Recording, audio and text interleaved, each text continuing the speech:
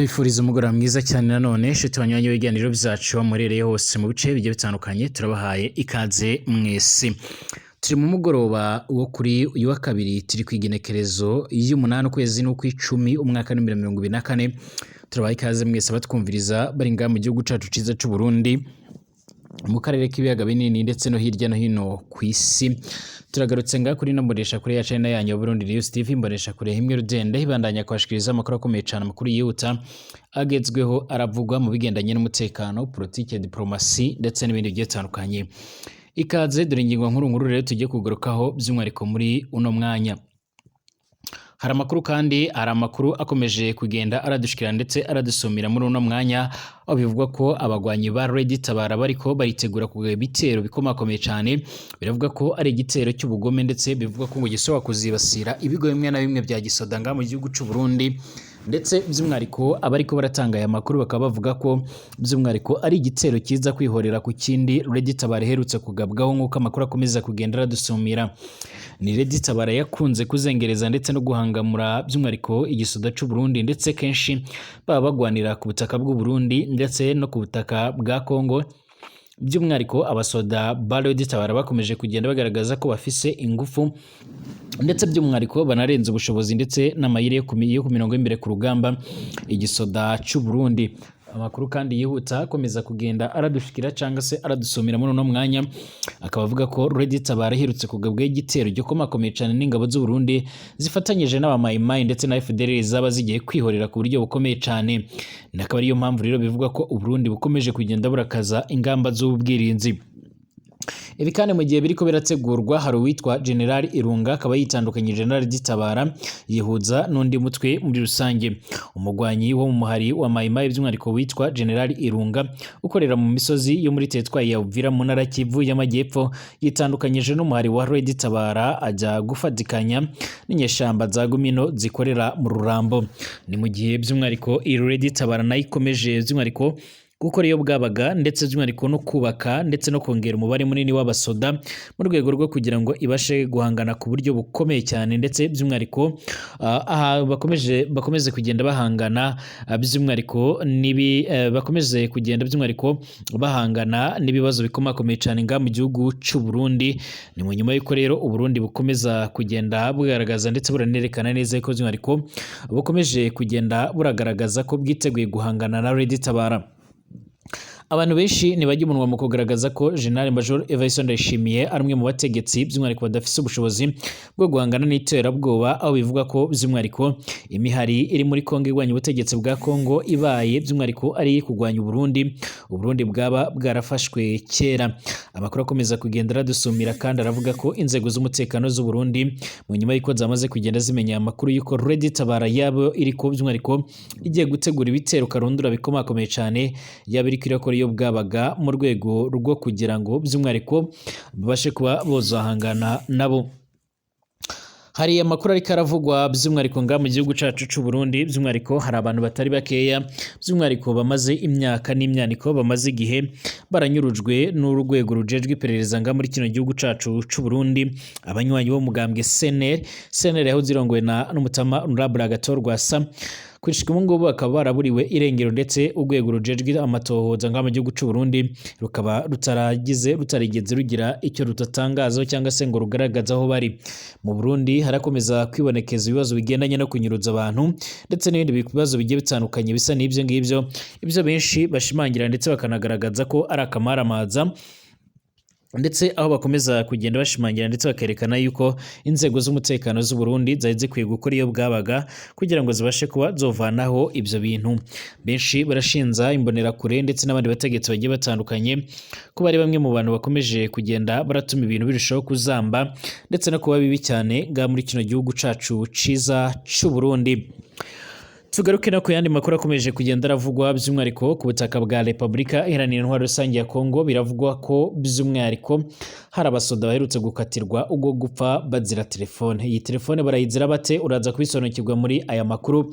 Ni mu gihe imiryango mpuzamakungu iharanira agateka kazina muntu ikomeza kugenda iramagana ibikorwa bigiye bitandukanye bya Repubulika Iharanira Intwaro Rusange ya Kongo, ibikorwa bigendanye by'umwihariko ibikorwa bigendanye no kongera gusubizaho igihano cy'urupfu, aho bavuga ko aho ngabo by'umwihariko nakubahiriza agateka kazina muntu karimo. Ndabaye ikaze mwese rero abanywanyi b'ibiganiro byacu batwumviriza mu bice bigiye bitandukanye, turizera ko mumeze neza. Abatwumviriza muri uyu mugoroba baherereye mu gihugu cacu ciza c'u Burundi mu ntara zigiye zitandukanye mu makomine agiye atandukanye, turabahaye ikaze.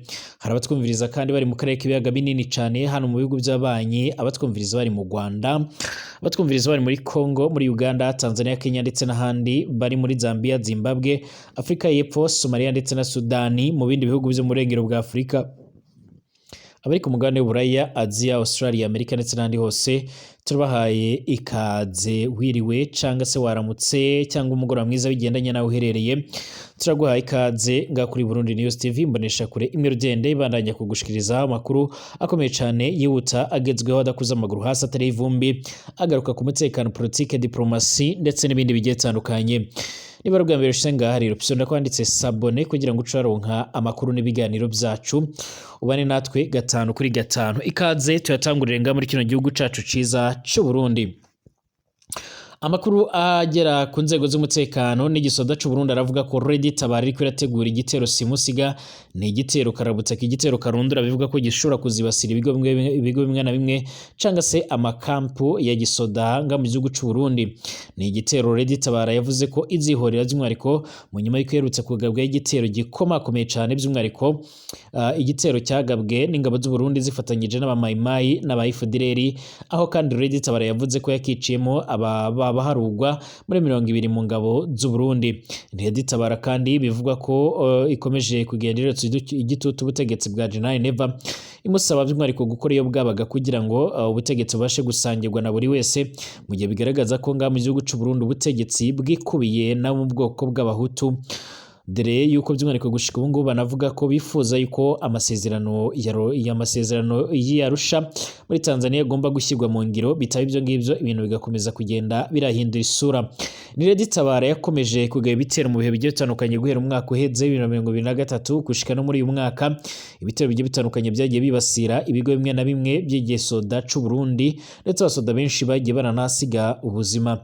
Ni Red Tabara kandi itajya umunwa mu kugaragaza ndetse no kwerekana neza yuko ariko izakomeza guhangana n'ubutegetsi bw'u Burundi paka. Hari bamwe kandi bavuga ko Red Tabara ikomeje kugenda yagura uburyo ndetse n'ubushobozi ndetse n'imbaraga, haba mu kongera umubare munini w'abasoda, mu kongera ibikoresho. Bivugwa ko by'umwihariko harimo bamwe mu basanzwe baragwanya ubutegetsi bw'u Burundi bafise amahera menshi, ngo ariko baraganira ngo kugira ngo bahurize hamwe imbaraga ibishobora kuzotuma by'umwihariko ibintu birushaho kuba byomera nabi cyane.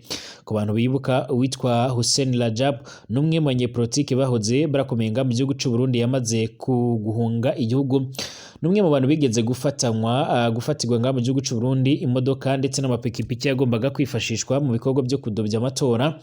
Biravuga ko rero by'umwihariko uyu mugabo yaba ari umwe mu bantu bakomeje kugenda barakora iyo bwabaga kugira ngo bashake ibikoresho bigezweho, abivuga ko igihugu c'u Burundi gishobora by'umwihariko kuba cyohura n'akaga.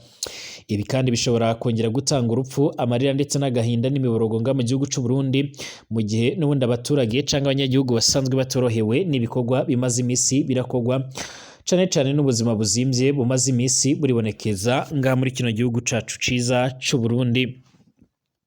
Ibi kandi biriko biraba mu gihe by'umwihariko Red Tabara by'umwihariko bivuga ko iherutse kwivugana abatari bake mu ngabo z'u Burundi, yavuze ko n'ubundi u Burundi budafise by'umwihariko ingufu canga imbaraga zo guhangana na Red Tabara, ahubwo Red Tabara ikaba ikomeje kugenda yarashinze ingabo z'u Burundi gukorana n'aba FDLR ndetse n'abamayimayi.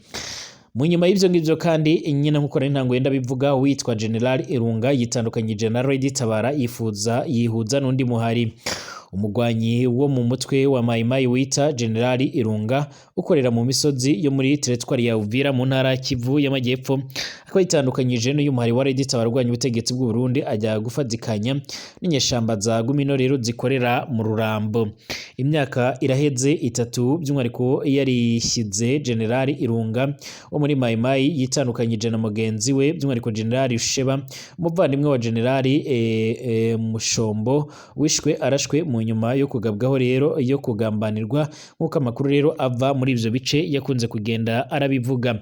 Amakuru yatanzwe rero muri icyo gihe ubwo General Mushombo rero yicwaga yavugaga ko General Irunga ariwe rero wamugambaniye mu nyuma y'uko rero yari amaze kwicwa arasiwe muri iyi misozi yo muri teritwari ya Uvira mu ntara Kivu y'Amajyepfo ku butaka bwa Repubulika Iharanira Intwaro Rusange ya Kongo. Icyaje gukurikiraho mu nyuma y'urupfu rero rwa General Mushombo havutse amakimbirane canga amatati hagati ya Irunga ndetse na Rusheba, ibyaje kuviramo rero Irunga kwihuza n'umuhari wa Red Tabara, naho Rusheba rero yihuza na Gumino yo kwa Freko nk'uko biko biratangazwa. Amakuru twabashije kugenda turatahura rero by'umwariko n'amakuru yemeza ko ku munsi w'ejo haheze hari kwigenekerezo y'indwi ukwezi kwa Gitugutu umwaka wa 2024 u General Irunga yakiriwe mu nyeshamba za Gumino zirongowe na Freko. Ibyo kwakira abagwanyi bayoboye by'umwariko na General Irunga byabereye mu bice byo mu Rurambo ahasanzwe hari ibirindiro bya Gumino rero mu gace ka Kitoga nk'uko biratangazwa. Nkuko rero bivugwa General Irunga yazanye by'umwariko n'abagwanyi babarirwa hagati ya 30 ndetse na 40. Ibyo bibaye kandi mu gihe abagwanyi ba Red Tabara bari mu bihe byo kugabwaho ibitero n'ingabo za RDC Maimai ndetse n'ingabo z'u Burundi zibarizwa muri iyi misozi miremire y'Umurenge. Ibitero biheruka kugabwa ku nyeshamba za Red Tabara byabereye mu bice byo mu Mibunda ndetse no muri teritwari ya Mwega isanzwe irahaniye urubibi na teritwari ya Uvira.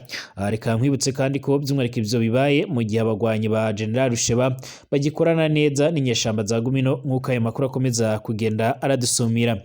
Icyakora Red Tabara ivuga ko by'umwariko irutse kugabwa y'ibitero yaje kugenda iratangaza, ndetse by'umwariko hari umwe mu bagwanyi bayo waje kugenda arashimangira ndetse aranagaragaza neza yuko by'umwariko ibintu bikomeje kugenda biribonekeza ndetse ibintu bikomeje kugenda biratangazwa ndetse n'ibyo bahugiyemo by'umwariko ari ibikorwa bigendanye no kwihorera ku ngabo z'abarundi, ndetse bakaba banavuze ko ibitero bariko barategura bizagira ingaruka zikomakomeye cyane by'umwariko ku ngabo z'u Burundi ndetse no ku gihugu cy'u Burundi cyane abasoda b'u Burundi ba General Neva.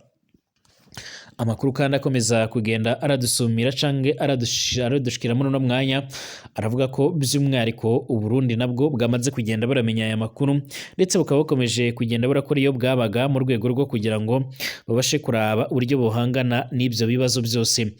Amakuru akomeza kugenda aradushikira aravuga ko by'umwariko umutekano ukomeje kugenda urakazwa cyane ku mipaka irahuza igihugu cy'u Burundi ndetse by'umwariko n'igihugu c'abanye cy'u Rwanda ndetse na Repubulika Iharanira Intwaro Rusange ya Kongo.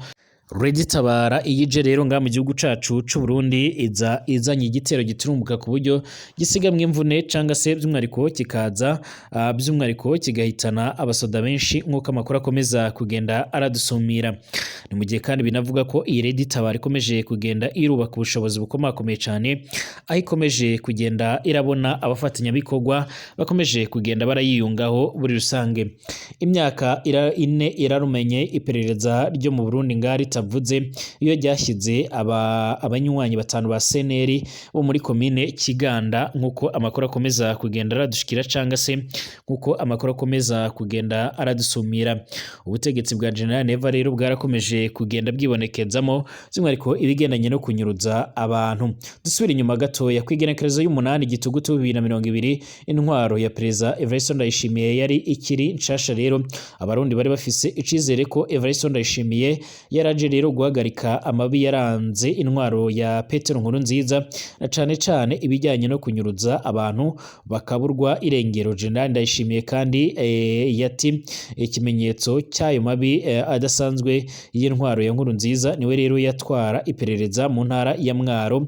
Ababonye anyuruzwa by'umwariko abanywanyi umunani ba CNL by'umwariko babonye anyuruzwa abanywanyi ba CNL izuba riva bibwiye ko by'umwariko Ndayisenga ari mu bashaka gucafuza neza by'umwariko bari biteze ko rero by'umwariko azobihanirwa. Abarundi ntibari bazi ko rero by'umwariko intwaro ya Evariste Ndayishimiye nayo yari izanywe no kumara abantu ubu ngubu barenga 120 baramaze kunyuruzwa n'inzego zijejwe iperereza. Nta numwe rero arigera abihanirwa ubutegetsi, nta numwe arigera abihanirwa. ubutegetsi by'umwihariko bwibera mu gacerere nk'uko rero byari kuri nkuru nziza. Iryo bara ryaraguye by'umwihariko mu gatondo hafi isaha 4 ku ihoteli bita Gite ku mugwa mukuru rero w'intara ya Mwaro. Ico gitondo hari hateganyijwe by'umwihariko inama y'abamenyesha makuru, ivyo byabaye by'umwihariko abatari bakeya babona barumirwa.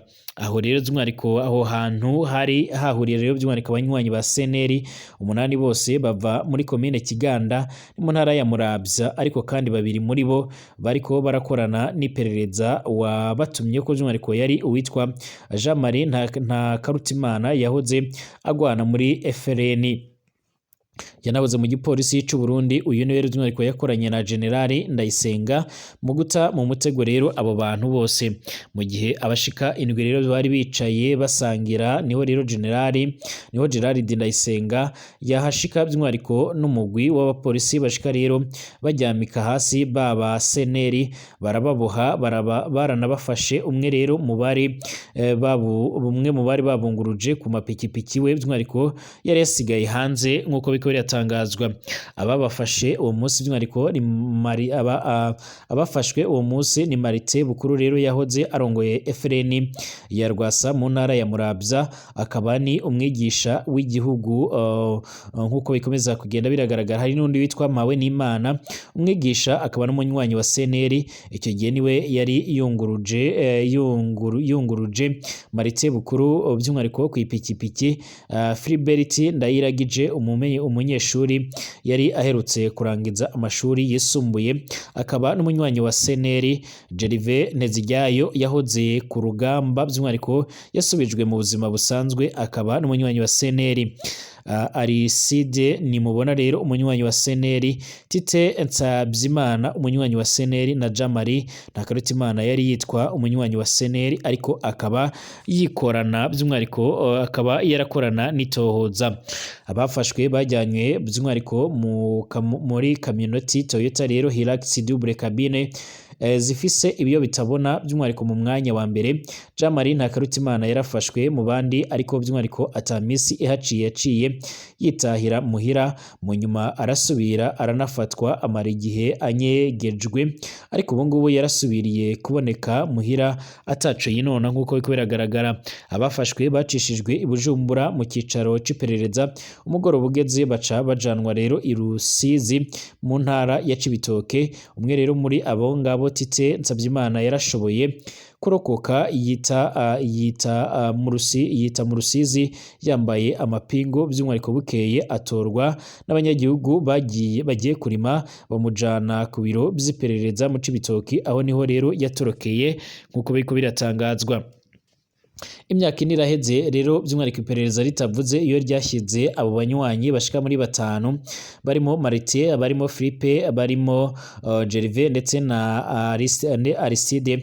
Imiryango yarituye inzego zitandukanye iratinda iraruha. Bamwe rero mu banyurujwe bari abigisha b'igihugu, ariko ubushikiranganje bw'indero nibwigeze rero bubarondeza. Imiryango ntiyahawe uburenganzira bwo kuronka udufaranga basize ku makonte yabo. Ikibazo c'aba bantu by'umwihariko cyarabajijwe mu nama nshingamateka, ariko nta nyishu yatanzwe nk'uko biko biragaragara. Muri Focode rero by'umwihariko barabajije kenshi ikibazo cabo, ariko by'umwihariko nta nyishu bigeze barahabwa. Ariko kandi bivugwa ko hakomeje kugenda by'umwihariko biravuga ko Focode yatutswe by'umwihariko ko icafuza igihugu mu kubaza ivyo bibazo nk'uko biko biratangazwa. Nk'uko amakuru akomeza kugenda aradusumira, inyuruzwa ry'aba bantu by'umwihariko cyabaye icyemezo ko rero intwaro ya Vereson Ndayishimiye yari igiye kubandanya ingendo mbi yo kunyuruza abantu. Mu mezi 3 gusa hagati ya Nyakanga ndetse na Kigarama 2020 abantu barenga 25 baranyurujwe n'iperereza ry'u Burundi. Muri 2021 niho ibara rero ryaraguye, kuko iperereza rya gisirikare ryaciye ryaciye rirafatana n'iperereza rya Reverien Ndikuriyo muri CNDD-FDD ririha inkumbi mu gihugu cose. Abantu barenga 60 baranyurujwe uwo mwaka. Muri 2022 harabaye agahenge, ariko naho nyine abarenga 4 baranyurujwe. Muri 2013 by'umwihariko iperereza ryaragarutse ku rubuga rwo kunyuruza abantu, abarenga 10 baranyurujwe. Uyu mwaka by'umwihariko wa 2024 ibara ryarasubiriye kugwa, abarenga 40 baramaze kunyuruzwa n'iperereza ry'u Burundi rifatanyije n'iperereza rya CNDD-FDD nk'uko bikomeza kugenda biragaragara. Amakuru kandi yihuta arakomeza kugenda aragaragaza ko abo bose bakomeza kugenda baragaragaza ndetse baranerekana neza yuko by'umwihariko Burundi nta demokarasi atano kubahiriza agateka kazina muntu. Uwa mbere bivuga ko by'umwihariko ari muri aya mabi ni Generali Ndayisenga yari arongoye iperereza mu ntara ya Mwaro, ariko ntiyabikoze wenyine. Hariho rero akagwi by'umwihariko babikoranye mu nyuma. Generali Ndayisenga yarishe abandi benshi cyane barimo umunywanyi wa CNL Augustin Matata w'iburinga yicishijwe amahezwa, ariko Gerald Ndayisenga yarahagaritswe by'umwihariko aranafungwa hafi umwaka, ariko yahavuye arekugwa aritahira, ntigeze abazwa by'umwihariko inyuruzwa rya Mariti ndetse n'abandi bagiye batandukanye yaragiye aranyuruzwa. Uwa kabiri abazwa bano bantu by'umwihariko ni Colonel Alfred Innocent Muselemo yatwara iperereza mu gihugu hagati. Uyu niwe rero yagaba Generali Ndayisenga, niwe rero by'umwihariko yatanga uruhusha rw'amabi yose Gerald Ndayisenga yakora. Muselemu ntiyarigera abazwa rero iyo yashyize abo bantu. Uwa gatatu ni General Major Ildefonsi Habarurema atwara iperereza ry'u Burundi, urwego arongoye rubandanya kwiha inganda atacamira hejuru by'umwihariko ya Ildefonsi Habarurema. Hari Perezida Evariste Ndayishimiye ni wenyine by'umwihariko akomeje kugenda aravuga ko akomeje kugenda ararongora ako karwi. Reka mashimire mwese abanywanyi b'ibiganiro byacu batwumviriza muhereye mu bice bigiye bitandukanye, mbifuriza amahoro y'Imana cyane, mbabwira ko by'umwihariko turakomeza kugenda tubakurikiranira n'andi makuru agezweho. Mukomeze kugira ibihe byiza, twongere gusubira mu masaha ari imbere.